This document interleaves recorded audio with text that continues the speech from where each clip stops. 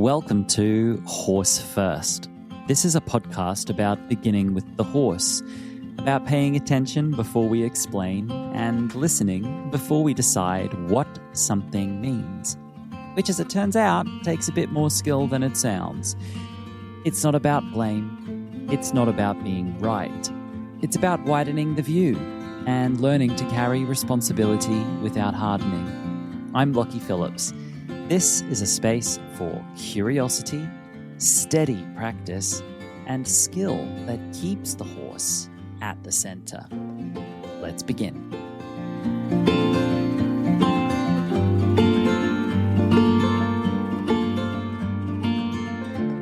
This is one of those conversations that can tighten the room before the conversation even really begins, because whips, crops, and sticks to horse people carry a lot of meaning.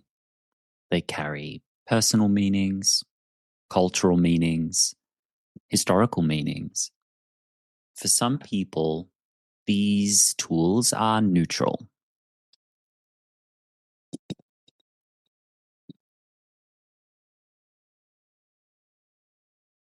This is one of those conversations that can tighten the room before the conversation even begins, because tools, training tools, and training aids to horse people carry a lot of meaning. They carry personal meanings, cultural meanings, historical meanings, safety meanings even. For some people, the tools that they use with horses to train are neutral to them. For others, the same tools are symbols that are not neutral but carry real meaning. For others, these tools are complicated reminders of lived history. So let's be really clear about what this episode is and what this episode isn't. This is not an argument. This is not a moral sorting exercise. And it's not about banning, shaming, or even drawing hard lines. This is about power dynamics between us and our horses, which is a really difficult conversation. And yet I think it's really important that we have this conversation. I think it really matters that we begin to look discerningly at the power dynamics that we hold with horses, not so that we disempower ourselves forever. That would be a failure on my behalf if that's what people believe that I'm here to advocate for. I'm not about disempowering people. I'm not about making people less safe or successful with horses. I'm interested in people feeling empowered. I'm interested in people feeling safer and more successful with horses. And in order to do that, we need to look at power dynamics and the ways in which our power dynamics help us believe we're safer when, on closer inspection, we may be safer at the expense of someone else's safety. And is that worth it? And is that even real safety?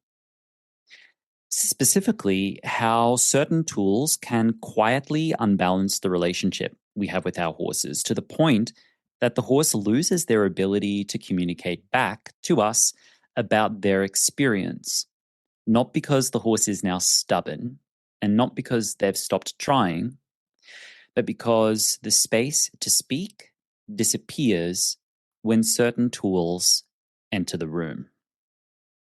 So, what do these tools actually do beyond contact? Let's discuss whips, crops, and sticks. They don't just create sensation. They create anticipation. All tools do. Bits do. We do. Our physical presence, everything can be anticipated. Everything creates anticipation beyond the real contact that we make to a horse. The actual moment you do now, the aid you apply now. Before you apply an aid, a horse has already anticipated what that aid will mean.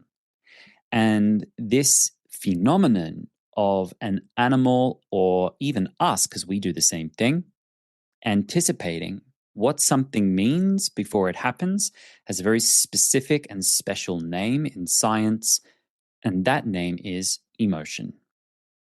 Before you do something, the brain, the nervous system, has an idea that it has anticipated about what that moment will mean. Let's use a practical example. If I raise my hand in the air towards a horse's face, before I even touch the face, different horses from different backgrounds, different temperaments, and different breeds will have a different set of responses to that. Some horses flinch and step away, but I didn't make contact. This is beyond contact. Some horses will wait and see what my hand will do there. Is my hand blocking the space as a boundary, saying, nope, I don't want you coming in closer? Or is my hand not behaving in a blocking manner, but coming in to caress, touch? Or is my hand coming in to put in eye drops or creams or vaccinations or worming? So some horses will wait and see what that hand means because they know a raised hand towards their face can mean many different things. Some horses, it's totally neutral. Some horses think it's going to be a pet every time. Some horses think, is there food there? This process where a single behavioral gesture will have a multitude, a variety of potential anticipated meanings by the other is called emotional prediction. So tools, and in this case I am discussing whips, they don't just create sensation. They don't just create contact. They don't just create an aid. They create anticipation of meaning. Even when they aren't used, the presence of them carries information. That's not my opinion. Well, it is my opinion, but I've backed that up with a lot of research and a lot of boots on the ground experience too. And I speak to you as someone who used to train ubiquitously with a whip, meaning I was employed in environments where it was forbidden to handle horses without a whip in my hand. Even when they aren't used, their presence carries information. They extend the human's reach towards contact. They clarify and can provide consequences. They can reduce ambiguity. And in some contexts, that clarity can feel useful. And in some contexts, that clarity comes at a cost when it overwhelms the dialogue between you and the horse. Because these tools, they don't just say, please do this. They also say, there is very little room to not do this. When pressure is always available, the horse's safest option is compliance. And through extending your reach, clarifying, providing a consequence, and reducing ambiguity, we create a scenario in training where the pressure is always available somewhere in the dialogue through these pieces of equipment that don't just create sensation, but create anticipation and presence. So when pressure is always available, the horse's safest option is compliance. And compliance is not the same as communication. It's a form of communication. It's a narrow form of communication. It's definitely communicating that they are complying. And this is the first shift in the power dynamic. The horse begins organizing their behavior around avoiding maybe escalation and avoiding the pressure that's always available through an extension of your body, rather than expressing their behavior around experience, dialogue, and mutual shared power dynamics. So horses communicate through timing, even through absence of timing, so hesitation, through posture, through rhythm, through choice. And we can go even further to say horses communicate at an energetic and emotional level that's not seen but felt. We can go there. And I think that's something that's true no matter where a horse person is on the spectrum. All horse people know that feeling, that awareness of a horse sharing them with a truth, a feeling that's not seen on the outside. We've all had that experience, and horses communicate this way. And these are signals the horse sends that are very subtle. And subtle signals are powerful. However, they do require space. Subtle signals require space for us to notice them. And when there is a presence of a tool, such as a whip or a stick, and this tool becomes the primary way that forward motion, engagement, or attention is achieved, something changes. If it is the primary way, if it's the secondary or tertiary way, if it's not really working to maintain basic forward motion, basic engagement, or attention, then I'm not really speaking about that scenario. Then it's actually working in a really beneficial way without overbalancing power dynamics. But if the stick, if the tool, any tool becomes the primary way that we maintain forward movement, engagement of the horse mentally, or attention, something changes. Here's a practical example. A horse hesitates before moving forward under saddle. Without a stick, that hesitation might lead to the horse checking their balance, checking their posture, adjusting off their shoulder, reassessing clarity, asking questions of their rider about the aids, getting better to the bit if you're in a bit, or coming better through their top line, noticing tension or confusion, and giving us an opportunity to adjust all of those variables before they move forward. So that hesitation creates space for some really important and highly valuable changes to occur before the horse starts moving forward under saddle. With a stick present, the hesitation often gets overridden. And I believe that's a very reasonable and fair assumption to say. I even believe that's a fair generalization, that with a stick present, the horse is less likely to hesitate about going forwards. Now, if the horse didn't need to hesitate, if the horse didn't need to check their balance, assess for clarity, address tension or confusion, if the horse didn't have any of those issues, but it was just habitual hesitation and we just had moving forward, well, that can tighten up training in a really positive way. It can make training more economical for you and for the horse. However, if the horse did need to check balance, assess for clarity, notice tension or confusion, but the stick that was present overrode that hesitation, how many times does that have to happen before what was a small issue now becomes a much bigger one?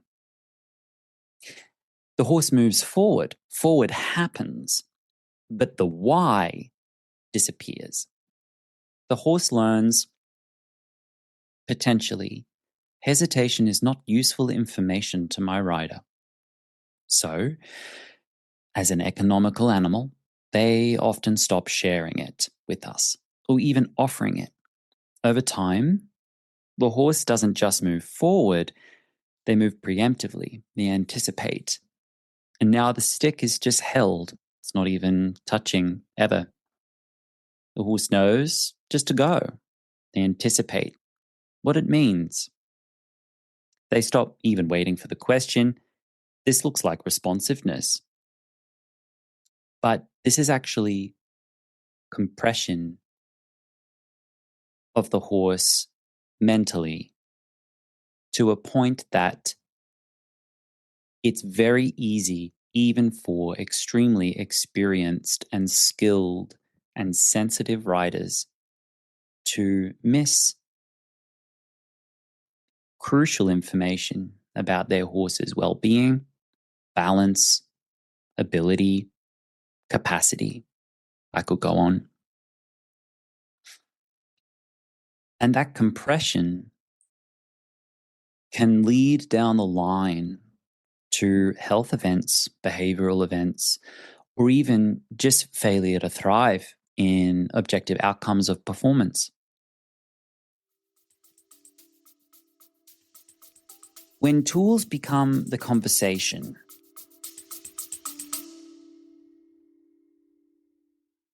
I would like to invite you to come and learn with me inside the EH School.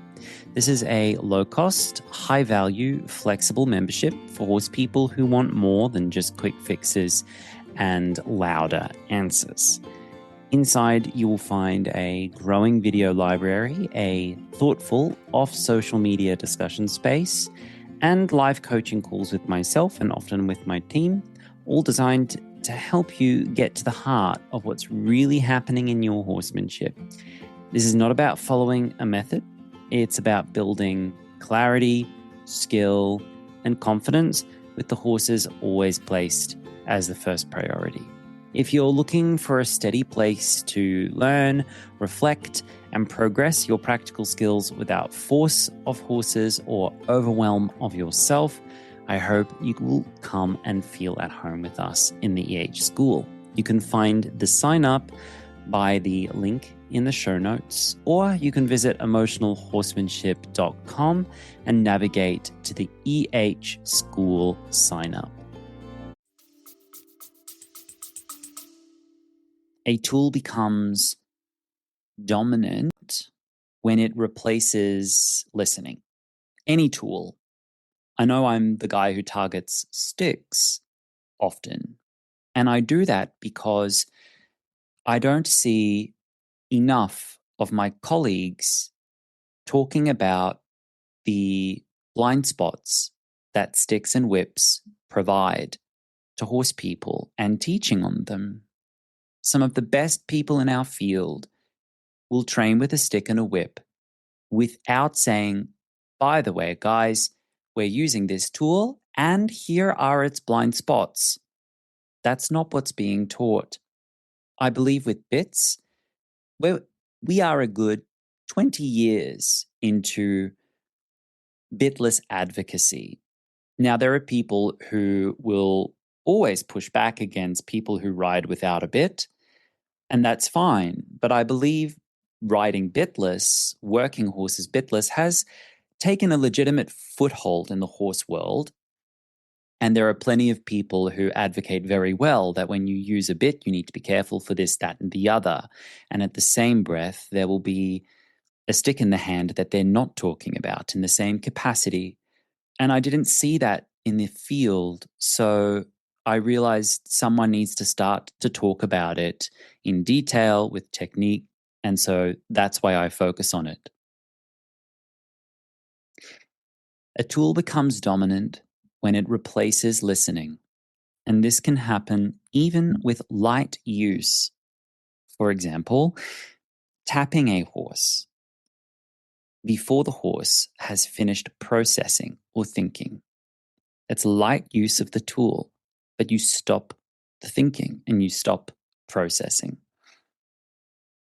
And the problem with a horse who's no longer thinking through things is that you will have a horse who has half understanding about the thing they are now doing for you. They won't integrate or fully process an idea or a learning before they are performing the idea or the learning. That tap is an escalation. And that escalation, when it's done quickly, when the first cue isn't answered, replaces listening. Using the stick to back up every aid that we do to a horse can replace listening. In these patterns, the horse stops responding to the rider and starts responding to the tool, the rider's body becomes secondary. And this is where I would like to bring people's gentle attention to how the power dynamic now backfires. A lot of people feel that they need the stick to make their body bigger because they are small or diminutive, or that the horse has 1,000 pounds on them. And so they feel like it's an appropriate distribution of power to make our bodies more powerful somehow. However, there's a backfire when the horse starts to respond to the tool rather than to your body. What that does is makes your body less and less powerful. It's a self-fulfilling prophecy. If we believe our bodies are not powerful and we use a tool to make our body more powerful, a tool that replaces listening, a tool that stops thinking in the horse, and the horse starts responding to tool and not to us, what ends up happening is our body does become less powerful. And I'm of the belief that personal physical power is genderless, sizeless, shapeless, and universal birthright to all. When the rider's body becomes secondary to the aid, timing dulls and feel diminishes. Not a lot, sometimes just a little bit. You'll be chasing a feel that remains out of reach. And the horse's feedback loop narrows down to one question: how do I avoid pressure? That question leaves very little space for the horse expressing discomfort, confusion, fatigue, or disagreement. And if we look at our world right now, disagreement is an essential component of maintaining healthy power dynamics between the haves and the have-nots. We must maintain our horse's ability to politely and safely disagree if we are interested in the horse truly being a willing participant, and not just saying that they are, but truly making sure that their internal experience of their training is that of a willing participant. And I believe some people think, what's all the fuss? Just train the damn horse, ride the damn horse. And to a certain extent, I'm like, yeah, this needs to be a lot easier than we're all making it out to be. I get that. And I believe we're at a turning point in humanity, in our story with horses, particularly, where it's going to really, really matter how we reform our relationship to an animal that has been used and used and used by us for centuries. Because when the horse's feedback loop narrows to one question of how do I avoid pressure, and there is now less room for discomfort, confusion, fatigue, and disagreement, those experiences of discomfort, confusion, fatigue, or disagreement, they don't just disappear, they just go underground. They go underground. This is where horses become quiet in ways that worry people or even harm people later. So there is a long-term cost in creating horses who can't or just don't answer back anymore. Over time, horses trained this way often develop a particular profile that I've noticed. They respond quickly and make very few mistakes, and they appear to be uncomplicated. But when something is wrong, they don't know how to say so. They skip the early signals. They go from fine, I'm fine, I'm fine, I'm fine, I'm fine, to I've got a big problem, with very little in between. I got one of these horses at home, and I'm quietly, slowly rebuilding the in between, where he has the ability to communicate gentle, safe dissent and disagreement in real time as we go so that he can hesitate, so that he can make adjustments before we build anything else. Because the middle, the communicative middle, was trained out of him.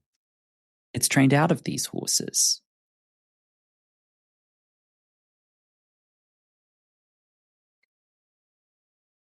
When we train out the communicative middle ground of horses, we're on a slippery slope to missing vital information that can help us not only keep our horses sounder and happier in their work, but we're also on a slippery slope towards repeating the mistakes of our past. These are the horses that break suddenly or explode out of nowhere or shut down suddenly without warning. And the issue isn't that these horses are unpredictable or that they're suffering from a character flaw or even bad training. It's that they were never allowed to practice being heard. So, what does balanced use of a tool, any tool, actually look like? A tool does not have to dominate, but balance requires that we restrain our use of the tool and develop skill around them. So, for a functional power dynamic with a tool, the tool needs to support clarity, but never replace it. It's secondary to the clarity. The clarity is relational and behavioral. It's learning based. It's not tool enforced. In functional power dynamics, the tool needs to appear rarely enough that it still carries meaning, but not frequently enough that you can't train without it. So we need to, all of us, realize what tools at our disposal could potentially unbalance my power dynamic with my horse and train with it enough so that it has meaning and assists us and does actually appear to be an aid in training if it is a training aid, but still be able to achieve the same things without it. Still be able to achieve the same things without it.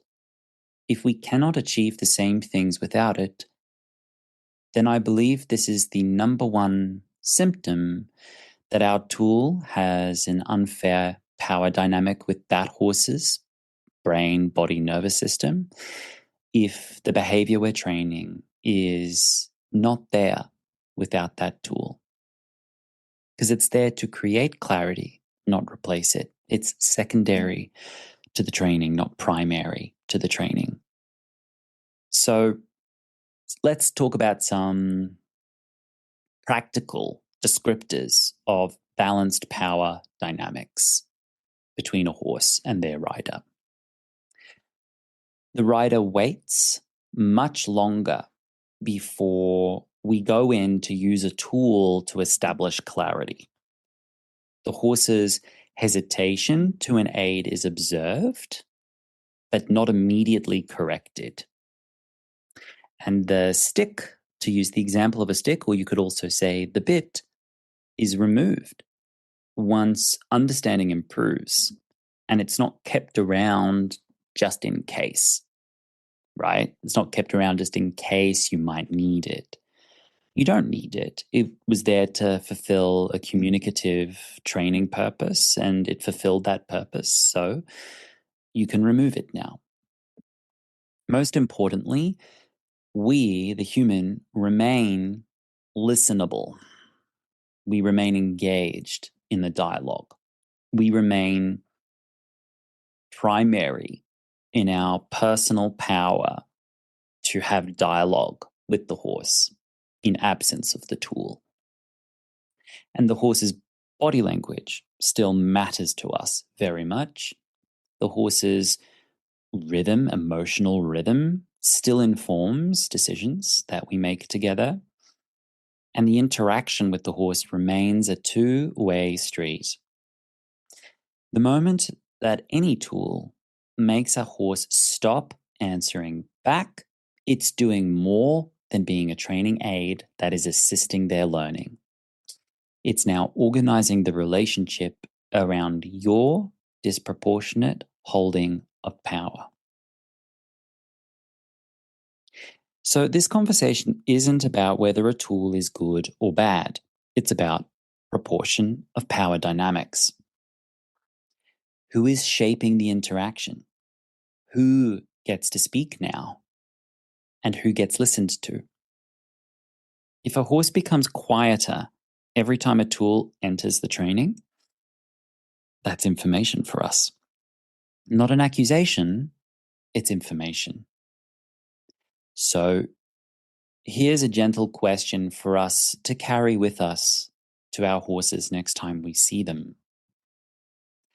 Does this tool help me hear my horse more clearly, or does it make their answers unnecessary? Because communication isn't a luxury anymore, it's a safety system. And when horses lose the ability to speak, they lose their ability to stay well with us.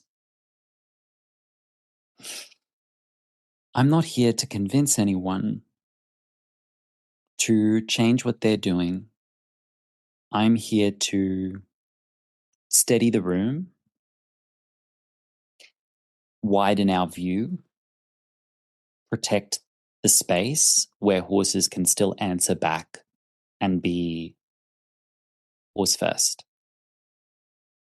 Because I believe horses notice that kind of person. And so do the people who are learning how to listen again. Thanks for being here. I hope it helped anyone who was listening, and I hope it got some juices flowing if that's what needed to happen for you. Thank you for listening, and I'll see you next time, I hope. Bye-bye for now.